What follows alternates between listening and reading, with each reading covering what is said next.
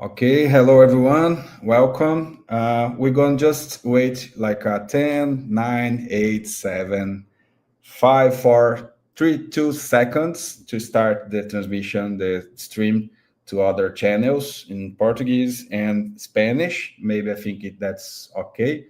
Ricardo, if you can just confirm. And okay.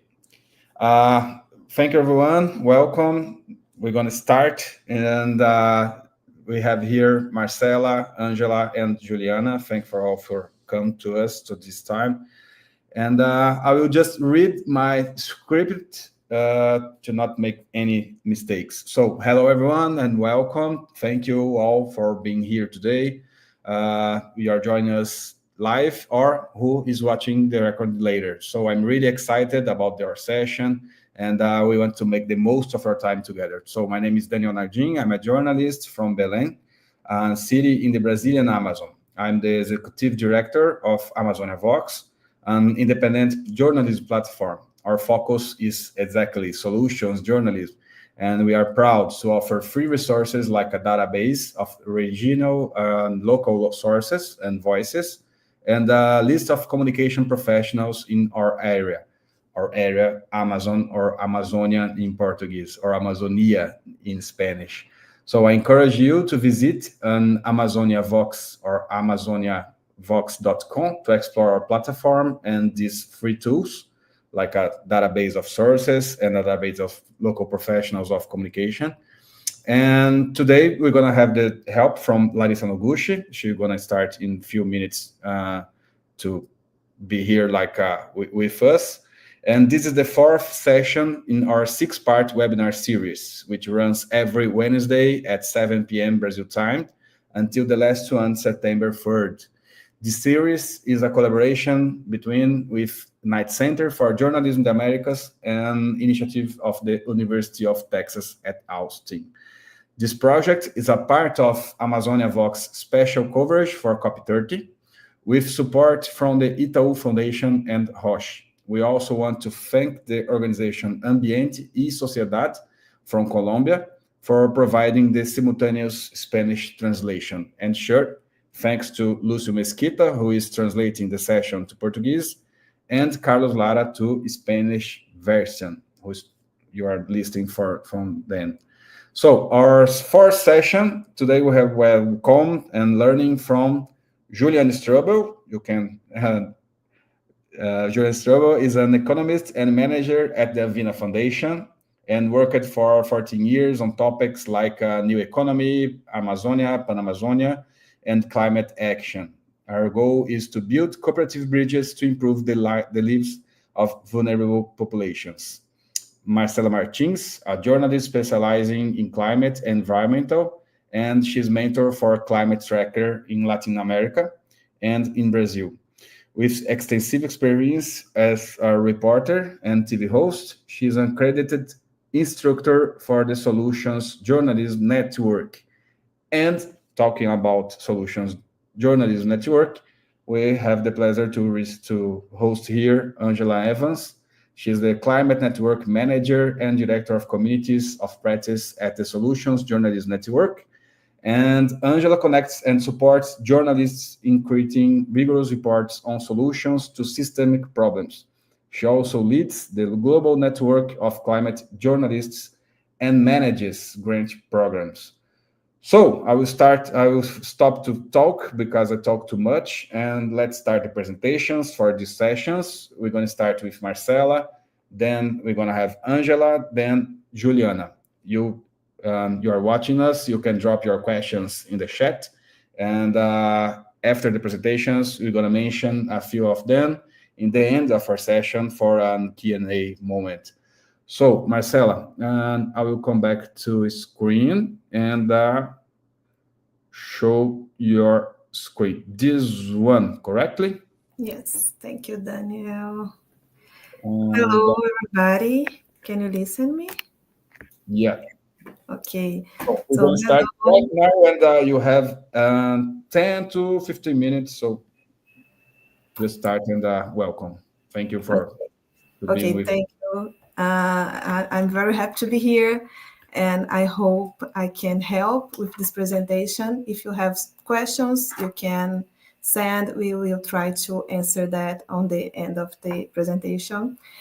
And yeah, I have this accent for Portuguese. So if you don't understand something, you can also ask. I will try to clarify. So we're talking today about solutions journalism applied to climate coverage. And I'm going to talk a little bit about solutions journalism. What is that? Let's begin with this question. This question is from the Solutions Journalism Network website. And it says, a wide variety of compelling stories simply don't get covered. Why? I add the word climate.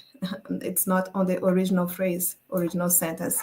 But anyway, why? Why this variety of compelling stories, of climate compelling story, are not get covered?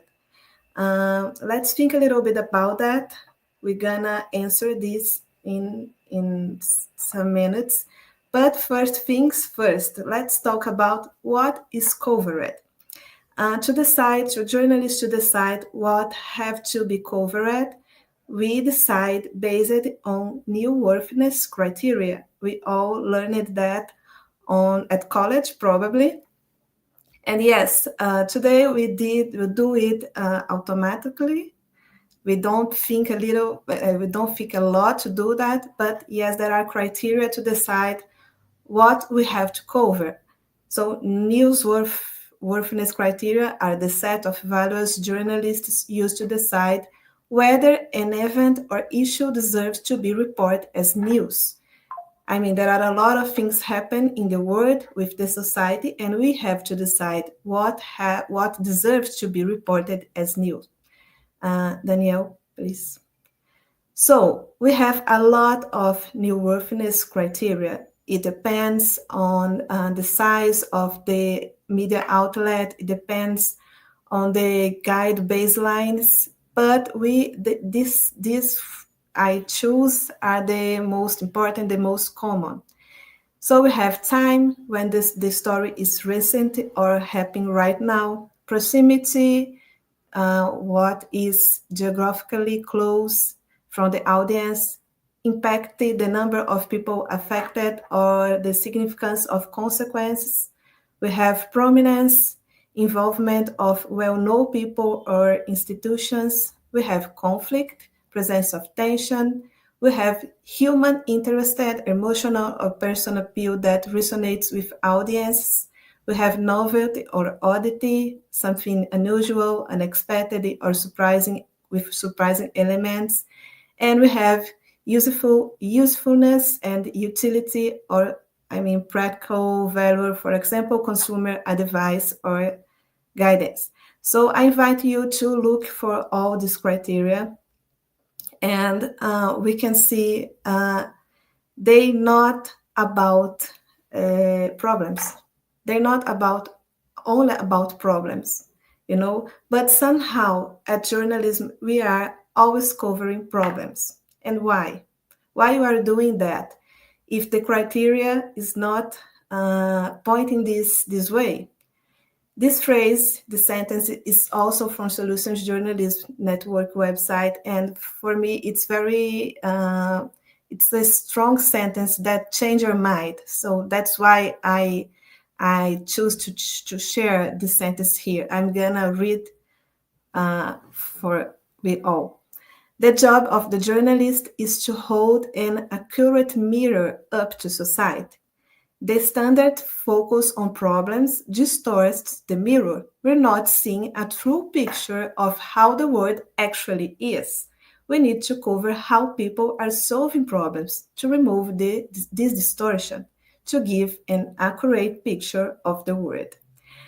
So that is solutions journalism. We are trying to show all the society, not just the part, not just the problems. And it's all the time when you are on trying to teach or talking about solutions journalism, we have to do that because, please, Daniel, the next one.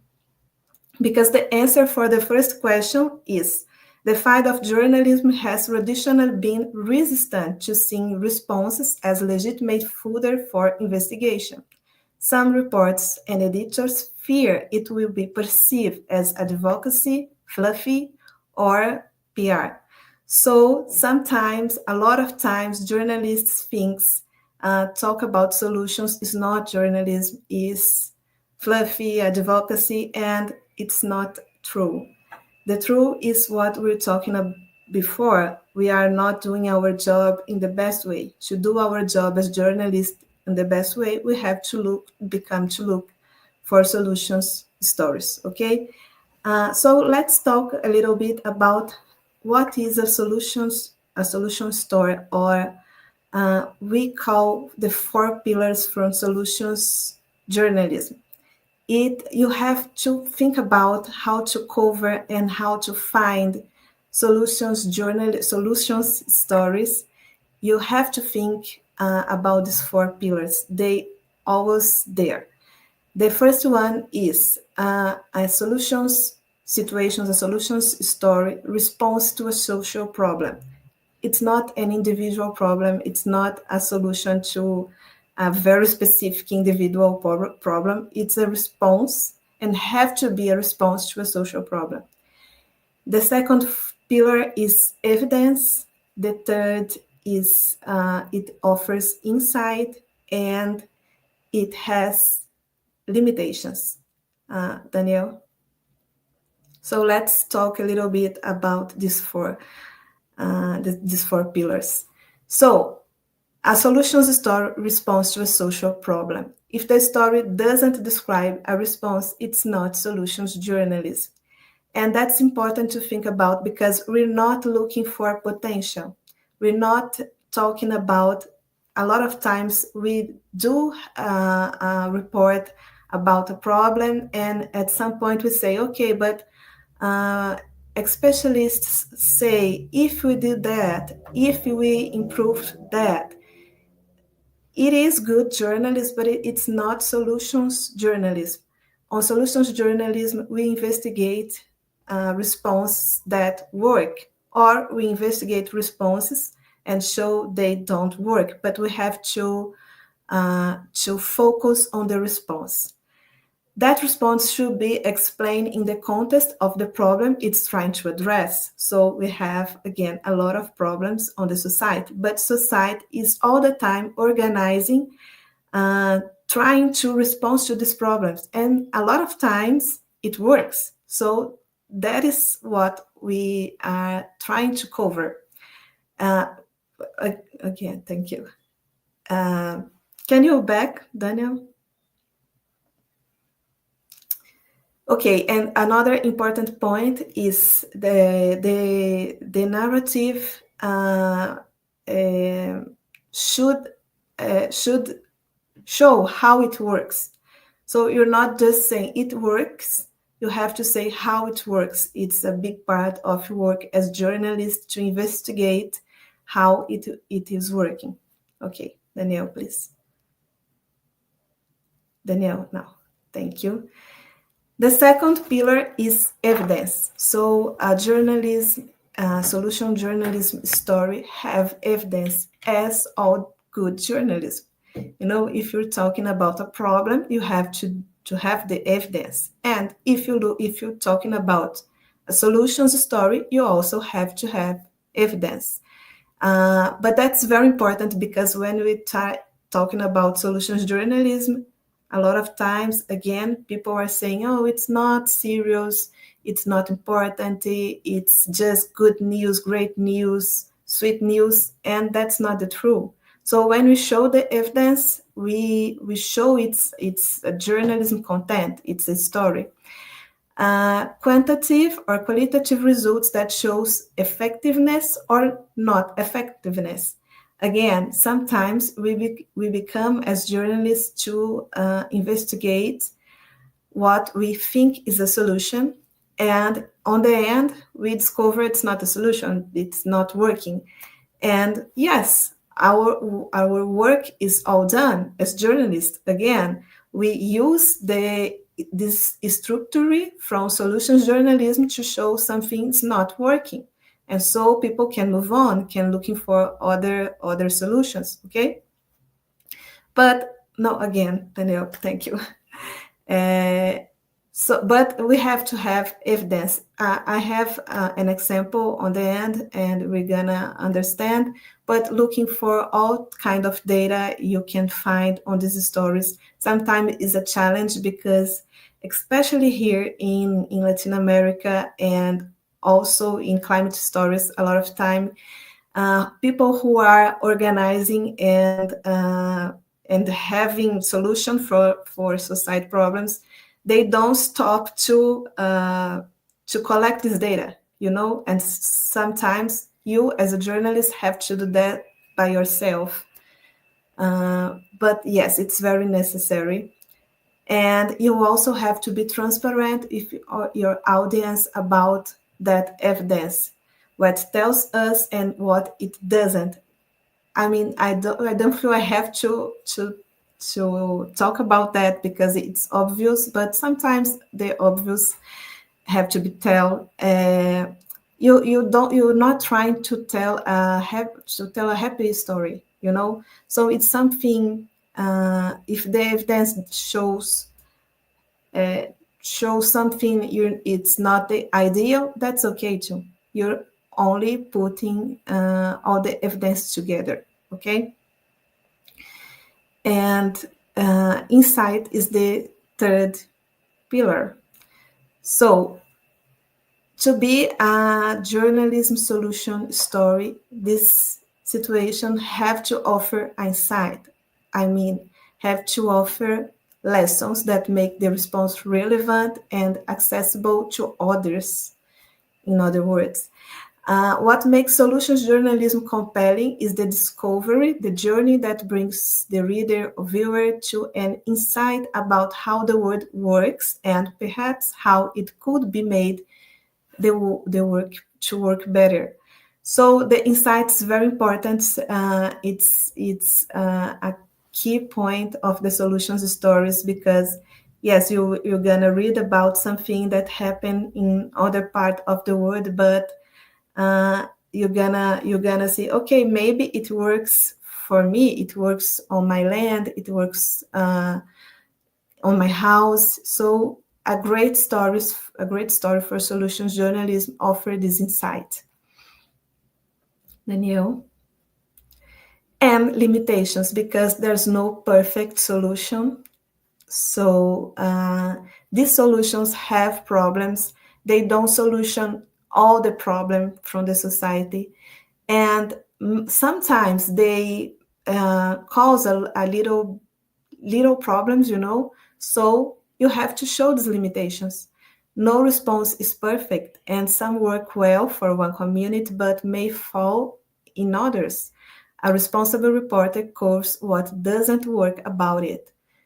So don't be afraid. You're gonna be completely honest with your audience, show the limitations. It's not so simple, because when you're working on solutions stories, sometimes you're gonna show all the solutions, and you're gonna interview the community to show how it works, and it's very nice. But when you're trying to when you become talk about the limitations, sometimes the interview become, oh, but it's good, it's not bad. You sometimes there are a little resistance, and yeah, it's a point. But you as a report have to do that. You have to tell all the story, and it includes the limitations. So thinking about all these four pillars, you can think about solutions stories. And yes, there are too much to share, a lot of points to understand how you can do solutions stories. But I think about these 4 points, these 4 pillars. It okay, 5 minutes. Is enough to be more interested and become to understand it's the job we have to do. And talking about climate stories is a job we really have to do, because the climate crisis is not a great story. It's a sad story. It's a big problem. So we have to become to talk, to tell solutions stories so we can have this insight, we can have hope, and we can see what's working and a society and trying to do these things in our place. Okay, Daniel? And we have less than 5 minutes, so because we are already have 15, so Oh my just God. yeah, Okay, I maybe have short this. I examples. Angela will continue your or talking about solutions journalism in climate. Perfect. So we stop it right now because I just have this example, but I can No, share if you the want the to website. share something, and I can go directly to the slide. And Okay, yeah, okay. I'm gonna just talk about this report. We did a program with a lot of reports and solutions journalism. This one is an example. I like to show you. It happens on Amazon, but basically, I'm gonna say fast. Okay, no, not on the slides. Basically, this community in Amazon becomes to have solar energy, and with solar energy, they just change all their lives. They become to produce ice, and so they can sell the fish in other cities. And before that, they have to travel to get the ice, and it means they use a lot of fossil fuels. So on the story, it's on Climate Tracker Latam website. You can understand all these pillars I told you before. Okay. Our site is climatetrackerlatam.com. This. So there are a solutions part with more than a lot of stories you all can see. Thank you. Sorry about the time, and that's thank you so much, Marcela. Perfect. We're gonna start with Angela. Just a minute, Angela. I will share your presentation. Just a minute here. Thanks so much, Daniel. Marcela, that was really great. I love learning from our solutions journalism trainers all over the world, and I definitely learned something from you today. So thank you for sharing. I'm Angela from the Solutions Journalism Network, and I'm just going to get a little bit more in depth around how we really apply this 4-pillar framework to covering climate specifically. And so let's break it down, because often we start talking about solutions journalism and we're talking about those big systemic social problems like Marcela was mentioning. We can get overwhelmed and think that we're going to write the one solution story that's going to be the one response to a huge problem. And that's just not the case. You know, you're not going to write the one story that's going to solve the climate crisis, as we know from all of the international reports and local government reports and everything. It's going to take all industry, all people, all businesses to respond to the climate crisis. And so we need to start breaking down this story. So next slide. If you start looking at the climate crisis in this top section here, as one big problem, it can be overwhelming. But if we move and start breaking it down by sector, we can start finding our stories within those sectors. So transportation has a big part in the climate story. There's a lot of emissions that come from our transportation system. And there's also a ton of solutions that come from our transportation system. When we talk about building an infrastructure, how are we making our buildings more green? How are we using better materials? Cement, we know, is a huge polluter to create cement.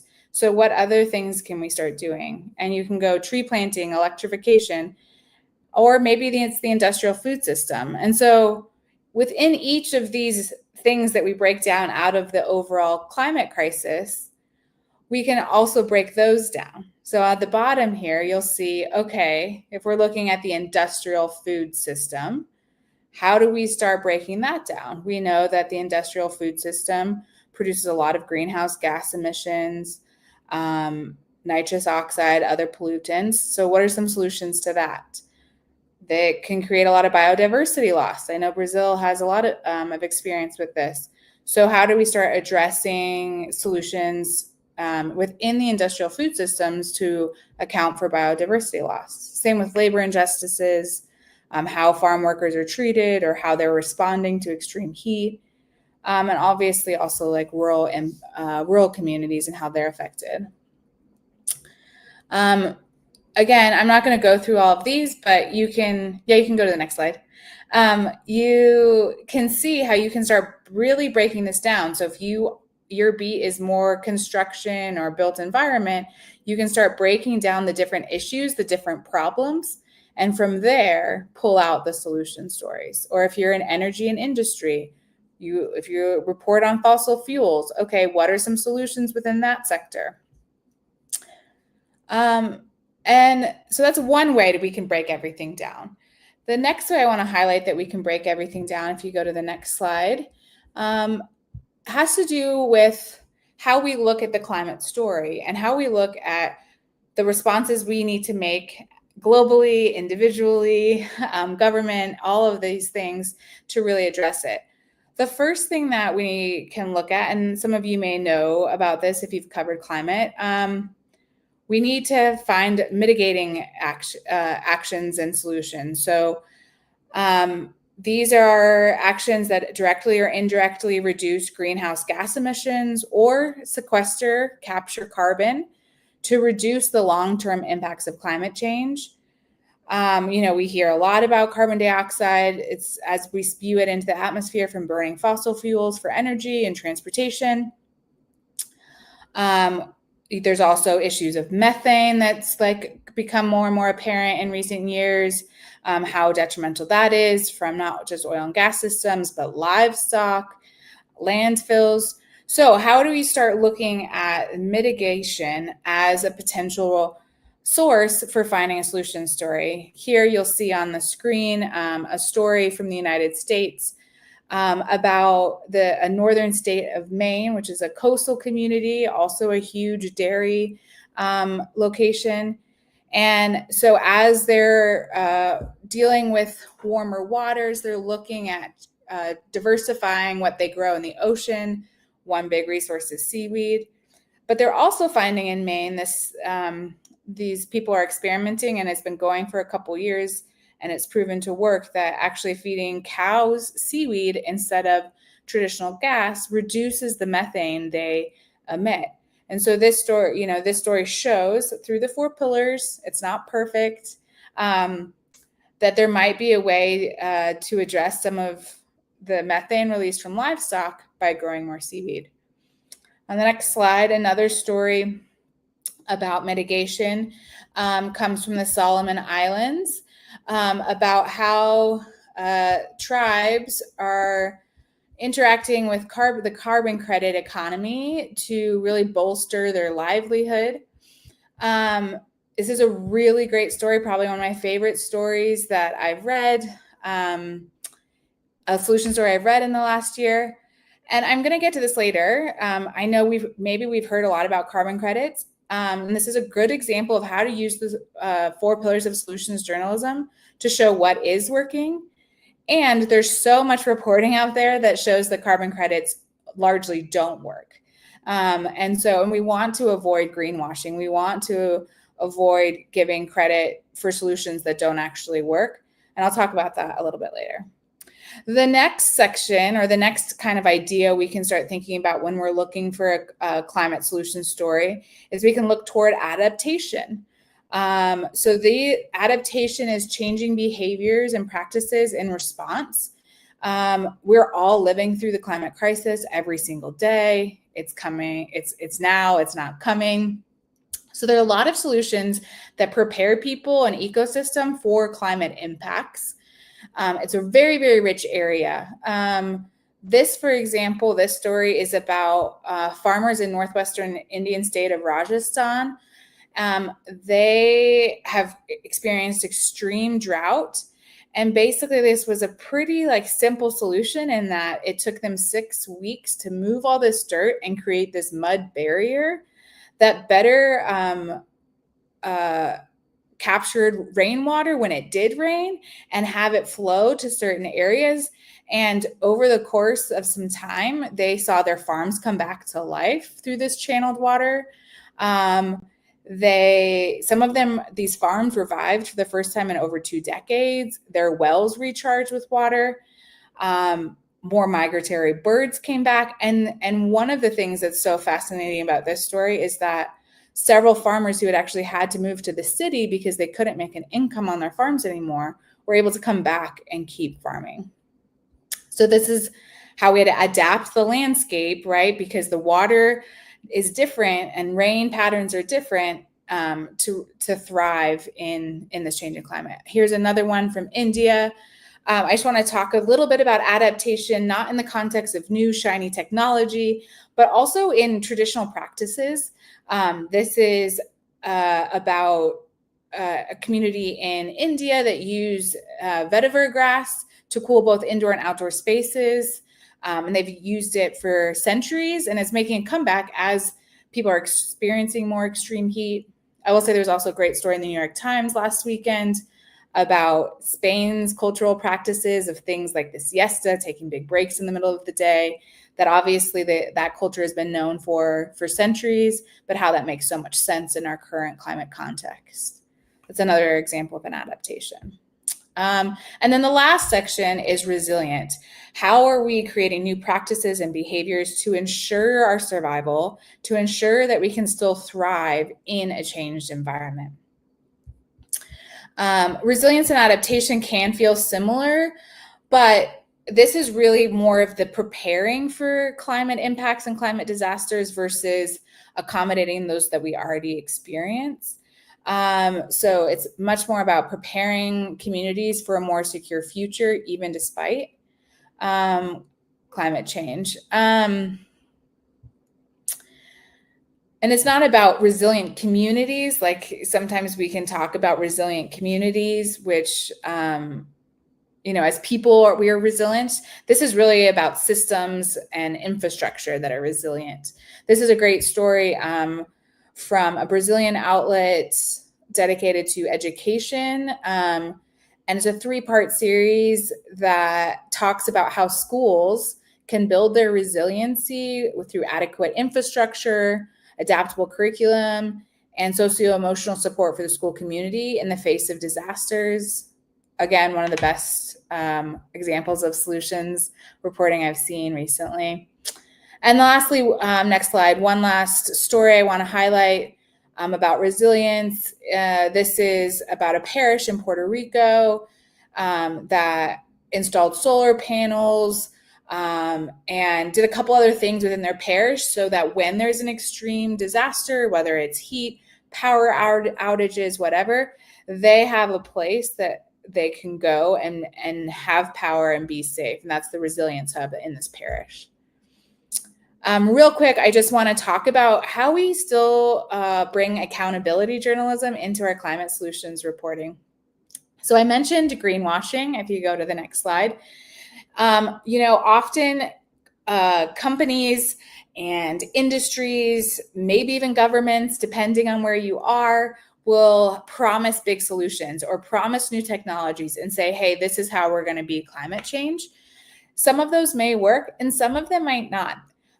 We need to make sure as we're writing these climate solution stories that we're really asking the hard questions about the climate benefits of these solutions. We need to know, the actual numbers that demonstrate that it's working, not just what the industry wants us to see. We don't want theoretical calculations. Who's funding them? What do they have to gain by you saying that this is a good solution? So really avoid greenwashing. One big area of this we see is carbon dioxide removal. So all this technology that's out there that's saying it's going to actually pull carbon from the air, reduce greenhouse gas emissions, not by emitting less, but by reducing what's already there and what we continue to emit. So if you go to the next slide, This is a great series, or it's a 15-minute mini documentary from Deutsche Welle in Germany, and it talks about carbon capture, which this is specifically is on oil and gas drilling sites, how industry is saying that there's this new technology that can actually capture everything emitted and it doesn't get released into the atmosphere. They basically found that it's not proven yet. People are working on it. It may work someday, but it's not working yet. And so we can report on how a climate solution failed or is in danger of failing. And what does failing mean? It means it's not cutting emissions fast enough. It's enabling more fossil fuels. It's enabling more emissions, more greenhouse gases releasing into the atmosphere and creating a warmer planet. Or it's worsening social inequality by sacrificing a population. And Marcela, you kind of mentioned this, right? Who is a solution not working for? Who is it negatively impacting? We need to make sure that we ask about that and we cover it. I only have like one more slide. So we need to ask this question, is a climate solution causing harm? I don't have the story up here, but there's a story out of Spain where there's a big wind farm going in. And one of the reporters connected to our network found that, where they placed that wind farm created a lot of compounding issues for an already disadvantaged community that lived there. So just like with oil and gas, sometimes where that gets put around communities that are more disadvantaged or highly vulnerable, thinking that nobody will notice, the same thing can be done for a climate solution, for renewable energy. And then last thing, just to end this accountability talk a little bit more positively, you can also look at climate solutions, looking at political coalitions or community groups or ways where people have actually pushed their governments or pushed industry to implement effective climate regulations. As Marcela was saying, we need hope in this climate story. It is a lot of doom and gloom. So these climate solution stories can really help us all access that hope. We can do something about it. We know what needs to be done in face of the climate crisis. And so how are we telling that whole story? And how are we letting all of our communities and audiences know that there are things to be done and things that are being done that are working? And my last slide is just my email if you want to get in touch. And we have a lot of resources at solutionsjournalism.org/climate that can help you get started. Thanks, Daniel.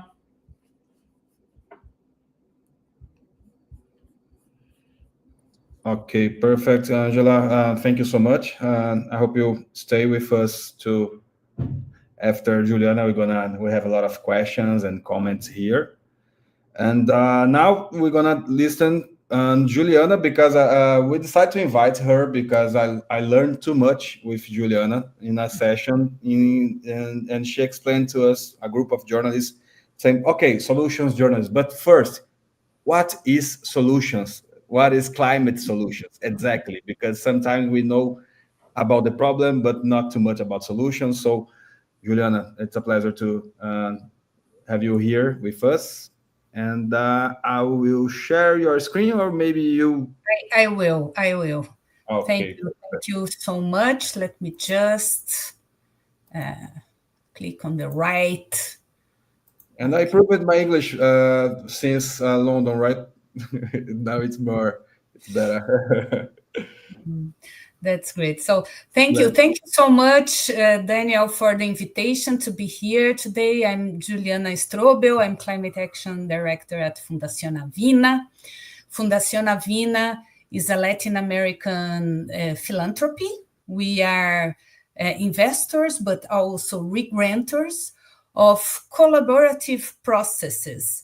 We do have a book called Collaboration, which is our method of work. We gather improbable partners, unlikely partners, to work together towards a common vision, and always having the sustainable development and mostly human dignity and care for the planet as our main goal. So we work with several kinds of local partners. We have a network of more than 5,000 local partners, and we work mostly in Latin America, but also we have some projects going on in Africa and in Asia with our local partners from these countries. So I will talk a little bit here about our point of view in Fundación Avina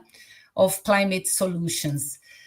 And to begin, what if I told you that the greatest experts in climate solutions are not in labs or governments, but in the communities already living the climate future today? While the world debates the future of the climate in large conferences, thousands or millions of frontline communities all over the world are not waiting. They are not waiting for these decisions. They are already acting. They are already adapting their ways of life, and they are innovating. They are implementing what we call locally led climate solutions. And this, the way that Avina sees it, is that this is active hope, especially in a context, in a very challenging global context. They are not stopping. They have not stopped. They are still working and implementing local solutions, even though maybe they don't call it this way or not even understand how it relates to climate. So what on earth are climate solutions?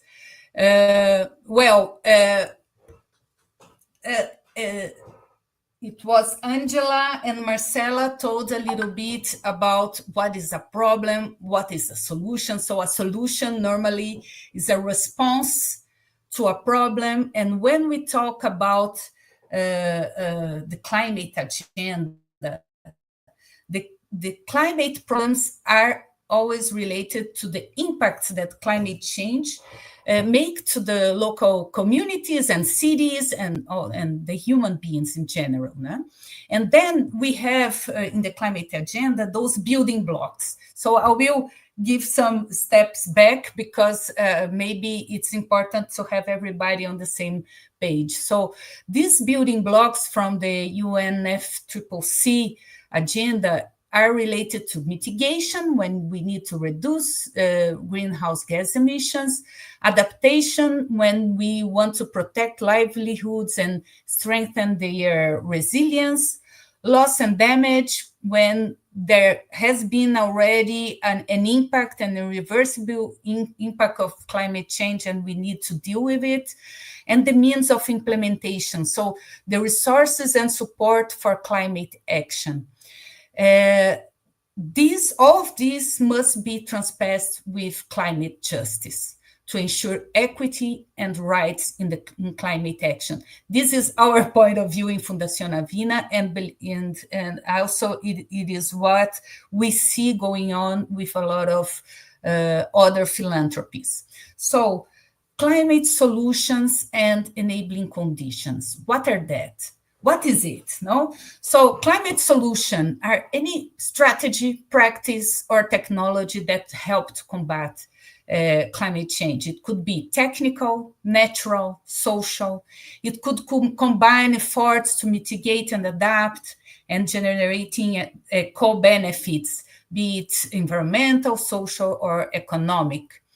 So regarding tropical forests, such as the Amazon, these solutions are even more relevant because the forest plays an essential role in regulating the global climate and capturing carbon. So the standing forest itself is a climate solution to maintain it as standing forest. So some examples, I will not go through too deep on that. So in mitigation, when we want to reduce emissions, we could have solutions regarding renewable energy, energy efficiency, sustainable transportation, protection and restoration of natural ecosystems, agroecology and regenerative agriculture practices. And when we talk about adaptation, we are also talking about building resilient infrastructure, for example, water and energy systems adapted to extreme climate events. And this infrastructure is not only gray infrastructure, there is also the green infrastructure, the nature-based solutions that may help in these adaptation processes. Also in urban planning, when we want to protect the cities to have these big climate change impacts, and also education and capacity building so that communities are able to adapt.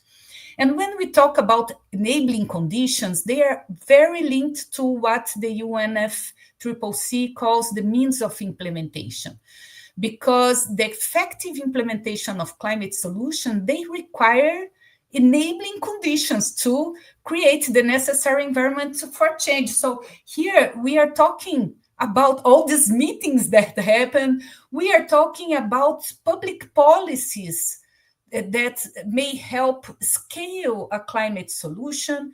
We are talking about finance, how to finance the climate solutions at scale, governance, technology. So there's a lot here that could be considered an enabling condition for a climate solution. And I would like to put a special focus here in climate justice. And climate justice is also an enabling condition for the climate solutions. And always a justice-centered approach not only creates more resilient outcomes, but also ensures that those on the front lines are central to the fight against climate change. It's proven that when you adequately include local communities in implementing the climate solution, it is more sustainable on the long run. So it is important to have this transpassing any solution that we implement. Some examples here, for example, when you ensure indigenous land rights, you are also ensuring the standing forest, because it's already proven that the indigenous lands are more efficient in protecting the standing forest than non-indigenous lands. So it is a climate solution also. The international climate funds, when they have a special, how can I say it, a special way of financing, allocating resources on vulnerable population, you are also implementing climate enabling conditions or climate solutions with a just climate transition vision at the same time. I'm telling you some two Amazon examples. First, one of them is Marajó Resiliente. This is a project financed by the Green Climate Fund. And the idea and the proposal of this project is to strengthen the resilience of the low-income smallholders from the Marajó archipelago in Brazil with the implementation of diversified agroforestry systems.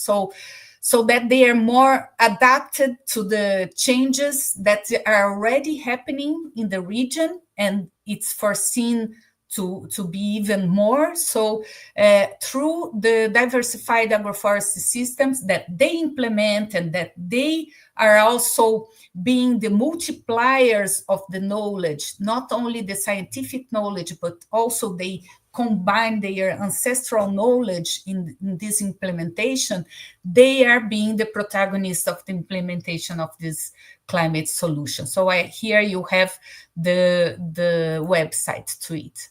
BASE is another initiative where we are working to promote a broader and better access to climate finance for local communities.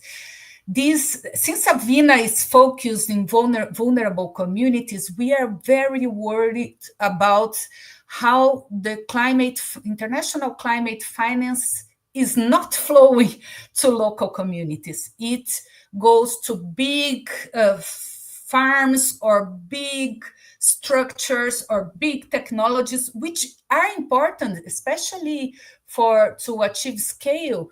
But the ones that are really suffering from climate change and who are in the front lines of the impacts of the climate change, they are not seeing this finance go. So in this case here, we work with the issue of wildfires and climate-related wildfires that are enhanced because of climate change. And we are studying ways of making finance flow to local community brigades and local indigenous brigades so that they also take part and receive this support, since they are the first one to act when a wildfire is going on. And finally, this is an urban example that I think it's very interesting to share with you. Here are urban waste pickers. Avina works for more than 20 years in all Latin America with urban waste pickers, and we work strengthening their organizations and their positioning inside all the waste and the recycling value chain. And why are they also protagonists of climate solutions? Urban waste pickers, when they take plastic out of the streets, and send it to recycling and organize it and separate it and send it to recycling, they are avoiding more emissions for the making of new products. So they are avoiding emissions. So this is a mitigation. They represent a mitigation solution. And they also take the garbage out of the streets in the cities. So it prevents floods also, because normally this garbage would clog the tubs. And so they help with this. But they are not seen as a climate protagonist, a climate agent. And they are. This is something that we need to work for. I have here other examples I'm not going to enter, but you will receive this presentation. I have also here some links about information from these climate solutions, and also some other sites that it may be interesting to you. So Project Drawdown, so Angela told it about them a little bit as well. Climate Action Tracker also is a good source of information. Our World Data also brings some information, but I would like also to talk about Map Biomas and SEG, because they are initiatives, network initiatives, to help to bring strategic, timely, and very robust information to help decision makers and, for example, journalists to build your stories. So it's very good. They are very good platforms that you could use to enhance the information on your presentation. So I'm finalizing in 2 slides. How can journalists drive climate action? Journalists have a very important role here. And the first one is making climate action understandable. We need to translate this complex science into simple human terms. We are failing a lot on that.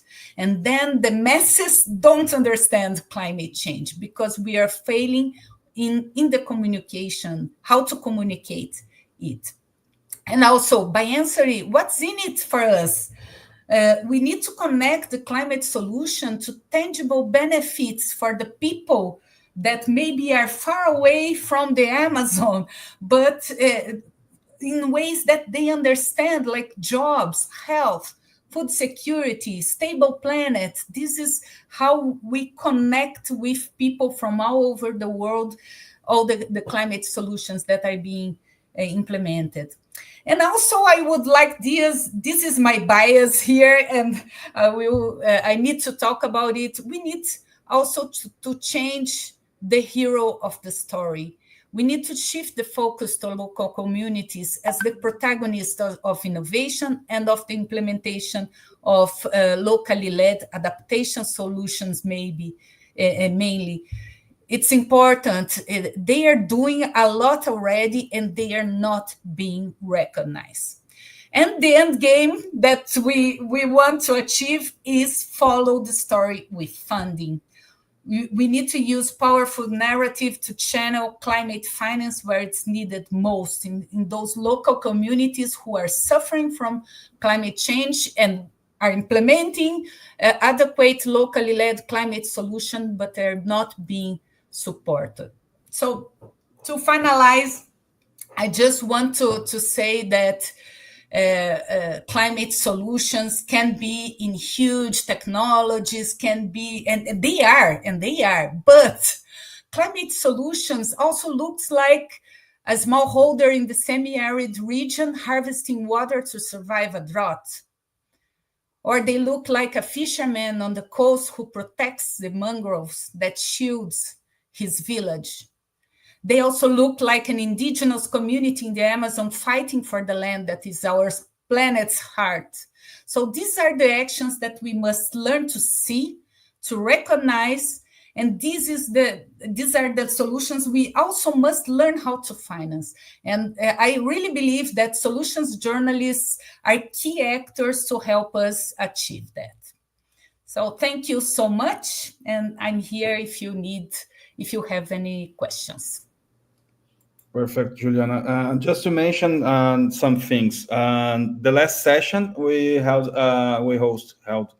Aaron, and he presents the Map Biomas platform to journalists from different parts of the world.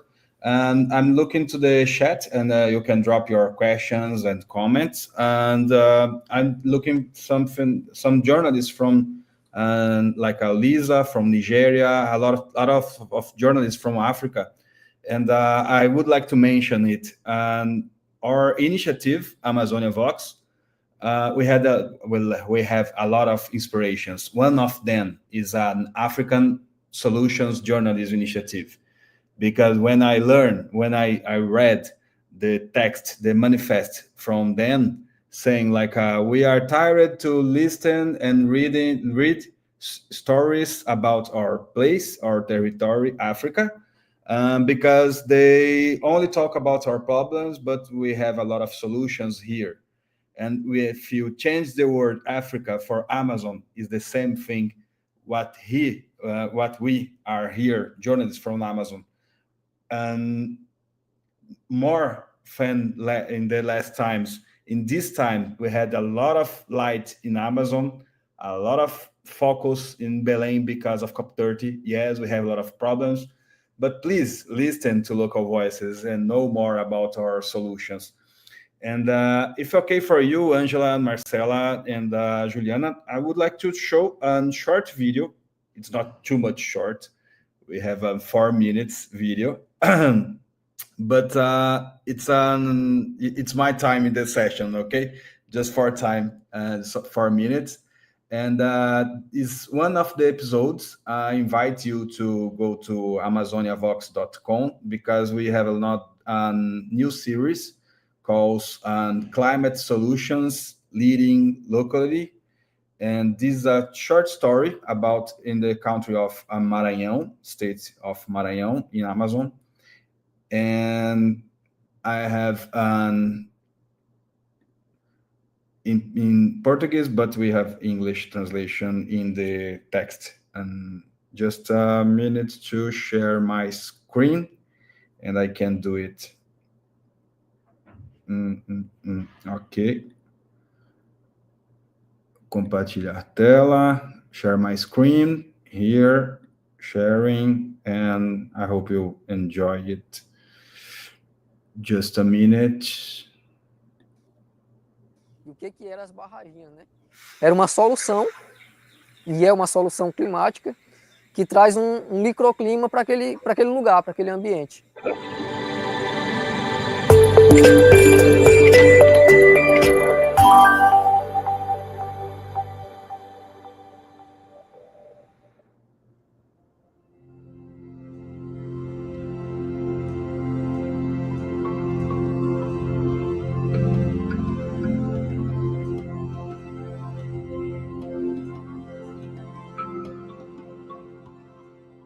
Meu nome é Wesley Nascimento Paiva, moro na comunidade Vila Bom Jesus, município de Lago Verde, Maranhão.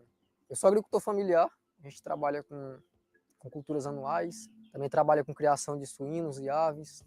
Ultimamente a gente tem tentado implantar um SAF, né? A gente tem implantado o SAF na propriedade, tem tentado incentivar outros agricultores também a trabalhar de forma agroecológica e de forma mais sustentável. A CESA trouxe o projeto de barraginhas, não só para a minha propriedade, né? Mas para a comunidade também conhecer, porque teve formações, várias pessoas da comunidade e de uma associação local que a gente tem aqui puderam participar.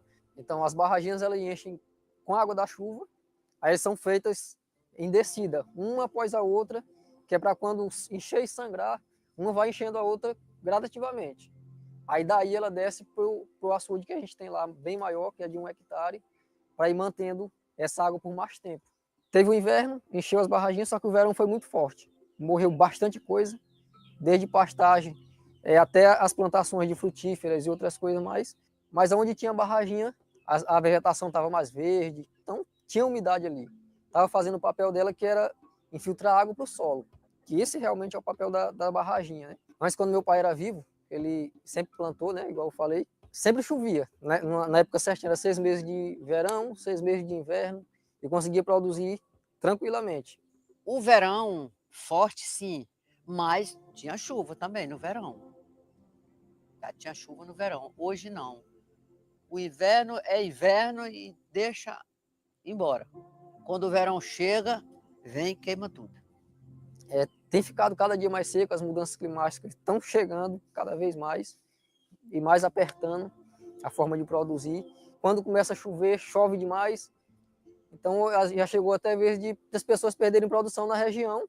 Já chegou o tempo da gente nem conseguir plantar. Então essas barraginhas, elas servem para guardar a água.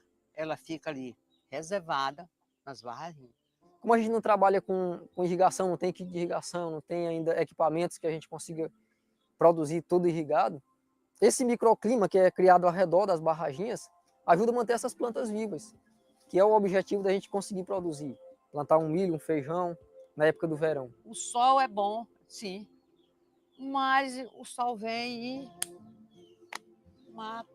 É que nem a água. Sendo muito num lugar insuficiente, ela também destrói, mas acumula, fica na terra, aquela frialdade vai dar de superando, vai superando até... Agora o sol não, o sol quando ele bate, ele queima até a raiz, não é isso? No verão ninguém pode cultivar um plantio, sem água não pode. A gente está plantando a moringa, plantando o açaí, então assim, a gente já está com conseguindo algumas mudas para produzir naquele local. E uma outra coisa que aconteceu, que a gente pôde perceber, é a volta de alguns animais. O que a gente tem enfrentado é a falta de recursos mesmo. A gente tem tentado buscar algumas parcerias do município, e o município não quer fazer essas parcerias. Então assim, a gente já tem a técnica, só falta deles a boa vontade de mandar um maquinário e escavar essas barraginhas. Agora, se eles fizessem isso, a nossa comunidade se tornaria um exemplo, tanto de produtividade como de sustentabilidade, porque todos os agricultores que participaram dessa formação querem ter esse projeto de barraginhas dentro da propriedade deles e manter a sustentabilidade, implantar um sistema agroflorestal para que consigam produzir e preservar a natureza também. Aquele agro não é o agro que sustenta o Brasil, não. A agricultura familiar sim sustenta o Brasil, sustenta a nossa cidade. E a gente está aqui produzindo, se mantendo de pé. Com um benefício desse, com o sistema de barraginhas, certeza que a gente produziria mais, ia preservar cada dia mais o ambiente e também as nossas vidas, né? Porque a gente ia se tornar mais tempo comendo alimentação saudável.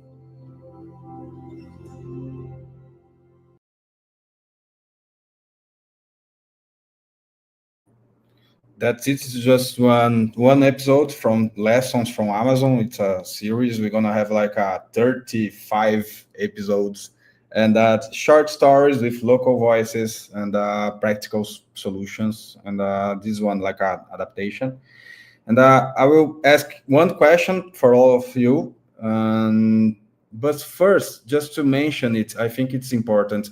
We had last week or 10 days ago, I'm not sure, the fifth letter from the presidency of COP30.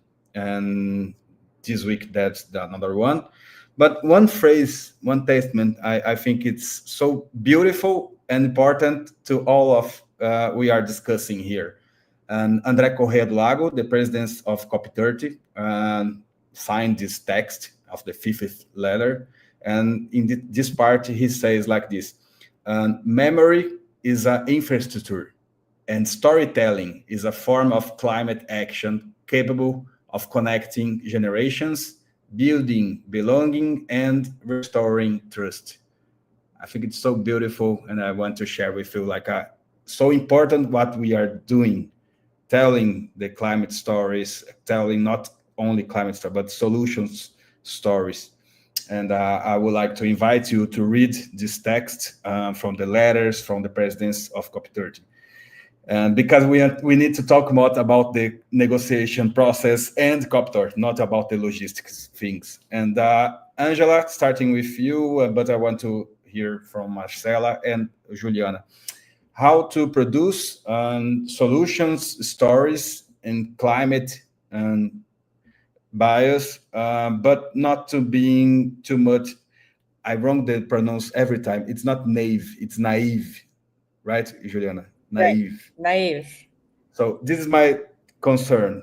Okay, I want to tell the story. This is so important, but I don't want to be naive. So yeah, it's a good question. I remember when a decade ago when I became a journalist, I was so concerned about knowing everything, about getting the story right, which are all really good things to have.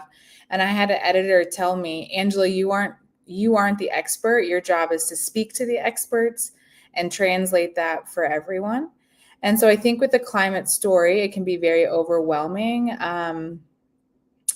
There's a lot of information, there's a lot of science, there's a lot of data, but there's also a lot of lived experience. There's a lot of local communities who are feeling climate impacts and finding solutions and creating solutions for themselves. And you don't need climate literacy or science literacy to be able to tell that story. And so what I would say to that is you can cover this story. It's important to, because it's affecting us in every area of life. I actually don't know how you can't be talking about climate in your reporting, no matter what you cover. And just remember that your job isn't to become an expert. Obviously, climate journalists develop expertise over years of covering this beat, and some climate journalists are much more well-versed in science and different things. But remember, you're not the expert. Talk to the experts. If you don't understand what they're saying, ask them the questions so that you can explain it to your audience and translate it in ways. Your audience is also not experts, most likely. And so our job is to communicate in a way that doesn't scare them or overwhelm them either. I'm sorry. Perfect. Juliana and Marcela want to comment something?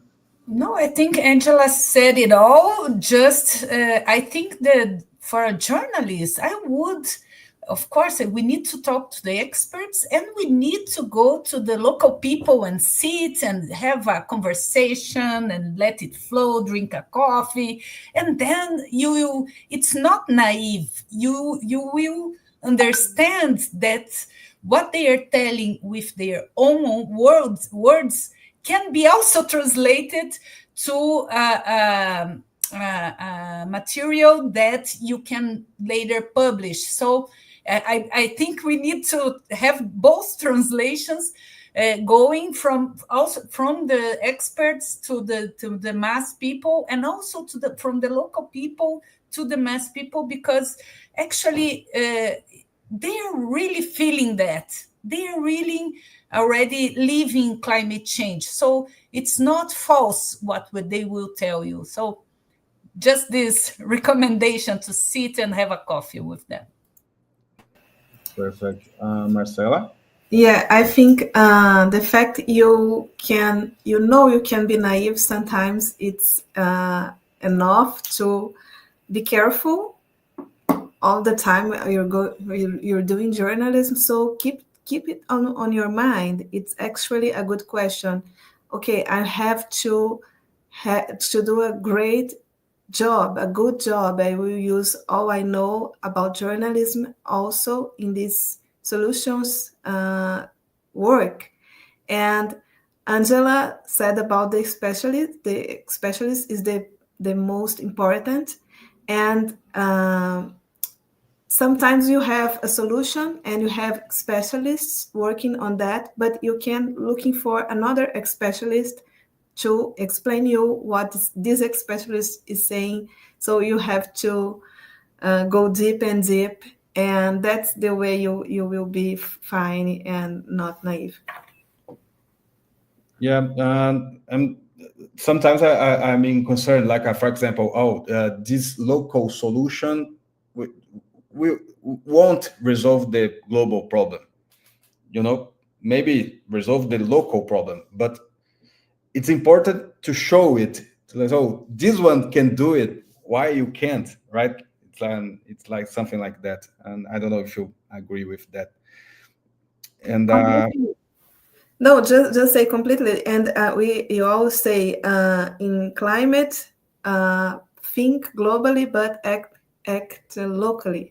So all the time you have these small solutions, but they always help in the global situation. and there's a message, right? Like so one community can do it, why the country can't, and why you can't do it something. So we have not too much time, but Juliana, estou falando aqui em inglês, mas se vi que você escreveu em português, você pode me achar em Amazônia Vox no Instagram ou Daniel Nardim.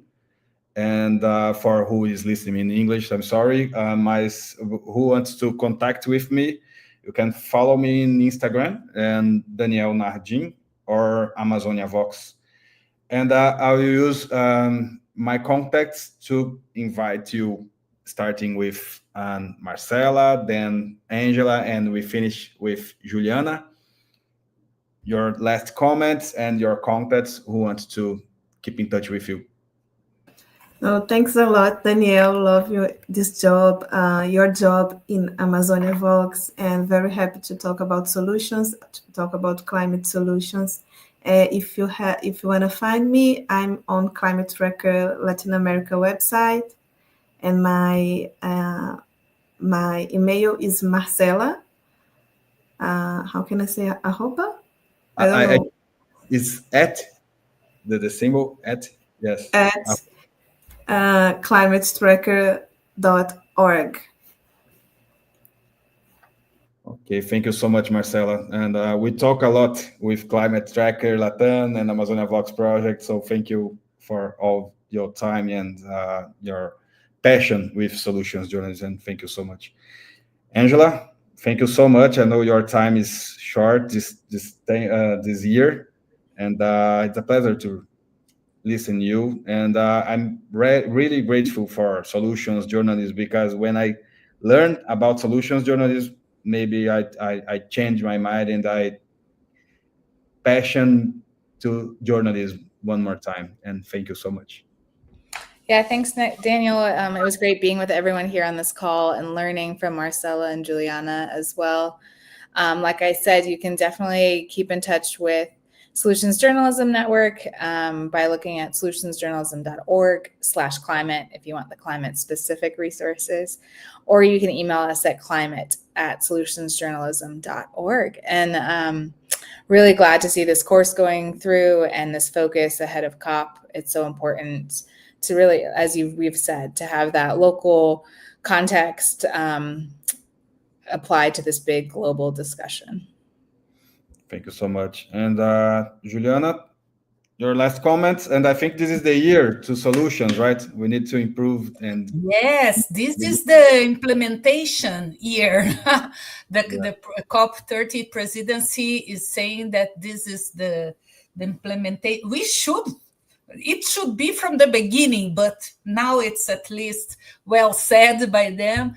And actually, when we talk about climate solutions, we talk about climate action. We are talking about things getting done, and we need to see the things getting done. And I believe that journalists have this important role of showing the world what's going on, what is working. Of course, we have a lot of challenges, but we also have a lot of good stories to tell.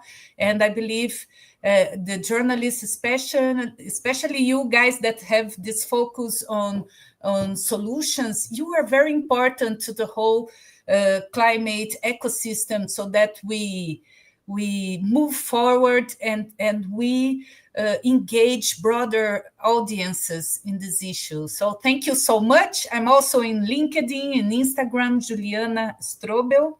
You will find me there, and it was a pleasure to be here. Thank you, Amazonia Vox and Knight Center of Journalism, for the invitation. Thanks.